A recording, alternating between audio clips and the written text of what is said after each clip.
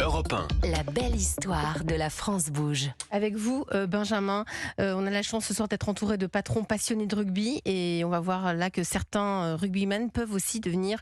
non, je reprends. Et on va voir que d'autres rugbymen peuvent devenir des patrons. Oui, c'est le cas de Sébastien Chabal, alors qu'il jouait encore au rugby en 2007. Il se lance dans de nouvelles aventures. Il prépare à ce moment sa deuxième carrière, celle de l'après-rugby, et met un pied dans une entreprise de textile qu'il monte avec un associé. Et 12 ans après, il rachète la boîte, c'est son nouveau terrain de jeu, et se passionne à créer et fabriquer des vêtements grande taille. Alors un petit peu à son image, et je rappelle que Sébastien Chabal, c'est 1m91, 115 kg à l'époque. Donc là, vous trouvez des pulls ou des polos de taille 3XL ou 4XL avec toujours un peu de fantaisie. Écoutez-le.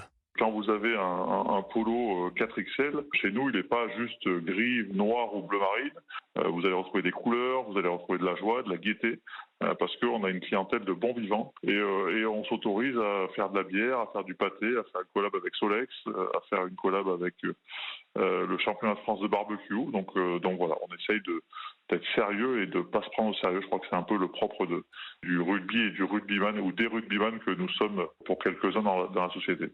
Voilà, il n'y a pas que des vêtements, vous pouvez aussi retrouver des sacs, des montres ou encore des ballons de rugby comme celui que j'ai dans les mains qui sont signés Sébastien Chabal. Donc c'est vraiment pour les amateurs de rugby. D'ailleurs, le nom de la marque n'est pas choisi au hasard, Ruckfield. Alors je parle sous le contrôle de Franck. Donc le ruck, c'est dans le rugby, c'est une mêlée ouverte, c'est ça? Alors oui, c'est ça. Très bien. On poursuit. C'est donc un nom anglo-saxon, mais est-ce que les produits sont fabriqués en France? Alors non, en fait, quand il rachète... Alors, il essaye de faire mieux. En fait, quand il rachète l'entreprise, la totalité est fabriquée en Chine. Mais la star de rugby a la volonté de rapprocher les circuits de production. Alors, ils ne sont pas encore fabriqués en France. Ça se rapproche. Aujourd'hui, ils fabriquent au Maghreb et en Turquie. Bon, mais c'est une entreprise qui fonctionne?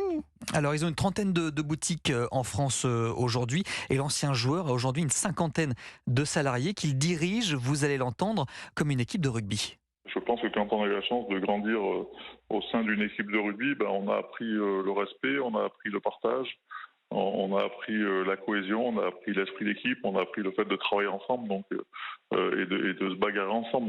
Donc oui, forcément. Et moi, c'est ce que je dis à mes équipes. Aujourd'hui, on n'est pas loin d'une cinquantaine. C'est que les uns sans les autres, on n'est pas grand-chose. Voilà, dès qu'il y a un maillon de la chaîne qui est pas là et qui manque, c'est toute la chaîne qui est en difficulté. Donc voilà, c'est vraiment ce que j'essaye d'insuffler au sein de mes collaborateurs.